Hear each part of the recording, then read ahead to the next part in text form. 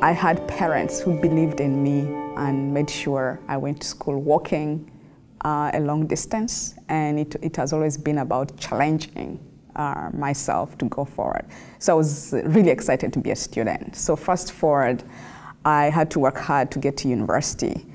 And I've been a student all my life, because even when I work, I continue being a student. I still, go off. So my activism is really intertwined, because looking at how it all began when I got into the field of human trafficking. It is in Uganda, it's in America, it's in your backyard. It might manifest itself in different ways.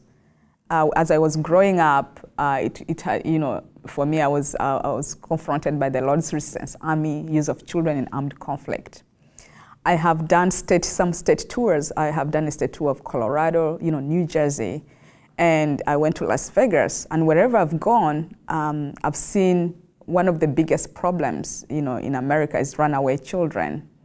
There's that age where traffickers know that they rely on that vulnerability. That age when teens think that their parents are not so cool and they run away from home.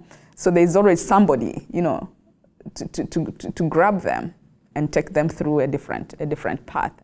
There's trafficking in agriculture in this country, among even immigrant populations, but also among the locals themselves, sexual exploitation. From city to city, I've come across victims of trafficking whom I've spoken to. I've spoken in various audiences, and after I've spoken, I've seen these girls especially, come to me and confiding to me what happened to them in their situation. So it's everywhere. We just have to pay attention. We have to learn and empower ourselves with knowledge. In my country, Uganda, we have, like I said, the use of children in armed conflict. We have sexual exploitation. We have forced labor, use of children for street begging. We have removal of organs, the trade in human organs. We have even the removal of organs for rituals and exploitation, where somebody to construct a building like this, the witch doctor tells you have to kill somebody and spill some blood so that you can become rich. People believe in things like that. So those things are real and they happen around the world. We just have to pay attention and see how we can be involved.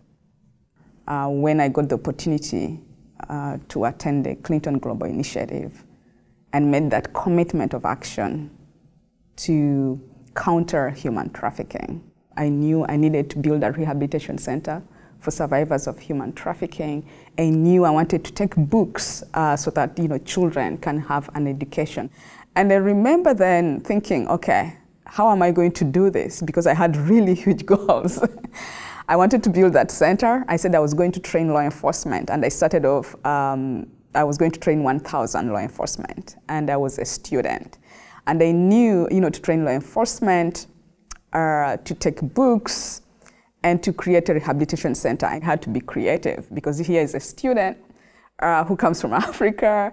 You're in America, you don't have any money to implement those huge projects. But in my university, what I found out quickly was that there was a lot of food at the university. So you'd go for student events, and many times the food just goes to waste. So I said, okay, this is an opportunity for me to save money.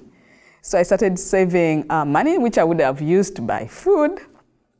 And I used to eat food from school events. And of course, you can take takeaway. And I saved $1,000. And so with $1,000, I went to Books for Africa, who are based in Minnesota, St. Paul. So I went to them, I said, listen, I want to take a container of books to Uganda. That's 23,000 books. That's how I started. And I had never done fundraising before, but thank goodness when we had the Clinton Global Initiative, they taught us, how to raise money for your commitment. So before I knew it, I raised money to take a container of books.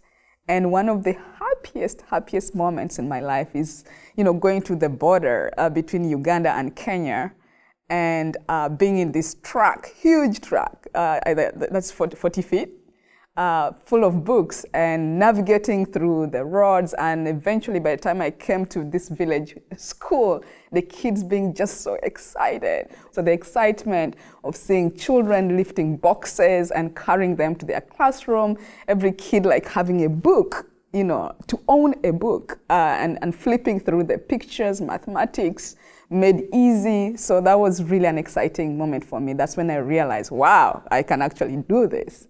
And so that's how I approached even my other, you know, commitments, one thing, you know, at a time, and just being creative along the way. You know, find out what is happening in your community, you know, find out which organizations are dealing with the problem, and actually also find out on how you can help, because believe it or not, all of us have a stake in this. I keep telling people, if you have a big mouth like I do, yeah, you learn about it and then you talk about it. Some people have money, they'll support organizations which are doing this work. You know, some people, it's just about learning. You tell your neighbor, be mindful if you see something, you know, wrong, you know, somewhere. You know, you talk to the, you know, to the police, and let the authorities know. So trafficking exists. It exists everywhere, and we just have to be united in action, because traffickers are so organized, are very organized. So they have their operations within countries, but they also cross borders. And when they cross borders, that's when we need to really, you know, collaborate. You know, internally we collaborate, you know, law enforcement, social work. So everybody is important, but also internationally to know how they are, because there's a lot of money, you know, to be made within, you know, trafficking of human beings. So to really pay attention on what is happening in your community, and how trafficking manifests itself, and to know that whichever problem we have, like human trafficking, there's always help. I'm also speaking to survivors out there, because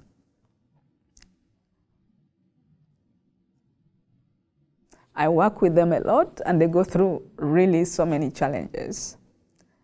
That's the reason I even decided to build a center for survivors of human trafficking, because I know that they need rehabilitation, they have rights, they need people to pay attention, you know, to them, and to really listen to what they need, you know, as they go through life, to make a better life for themselves. I remember one victim especially, whom I took to my house because I didn't have anywhere to take her. And she was circumcised and forced to marry somebody even before she healed. And when she fled from her husband's home, her parents didn't want to take her back. They called her names. They said she shamed the family. And I remember her calling me at midnight and me picking her up from where she had run to bring to my house. And after 3 days, you know, she disappeared, and I've never seen her again, just because I did not have a rehabilitation center to take her. So pay attention to survivors.